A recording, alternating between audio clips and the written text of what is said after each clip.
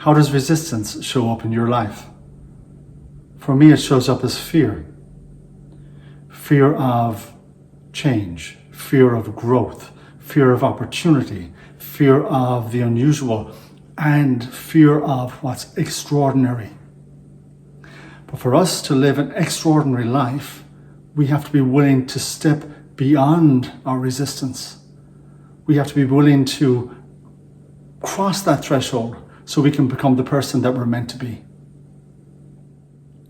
To overcome your resistance, you are being asked to find the courage to step into a bigger description of who you have been up until now. The question I have for you is, if no one told you who you were, who would you choose to become? Are you willing to step through that resistance? Everybody hears their call at some stage in their life. Some people are awakened at 3 a.m. They're being urged to get out of bed, to write, to create. But most of those people just turn over and go back to sleep. They allow resistance to take control of their creativity. But for you and for me, we're willing to find the courage to step into our own truth, to engage and embrace the fullness of our capacity. You've all had plants in your house that you've looked at and realized that plant is in a pot that's too small for it. And to support this growth, you transplant it, you put it into a larger pot, but you know that it will grow and flourish when there's more space and expansion. And you enjoy as you see the fullness of its capacity grow.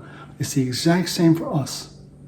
Are we willing to transplant ourselves, to put ourselves in a bigger container so that we can expand into the fullness of our capacity? Can we grow our limbs and reach out into the world and embrace the reason for what we came here?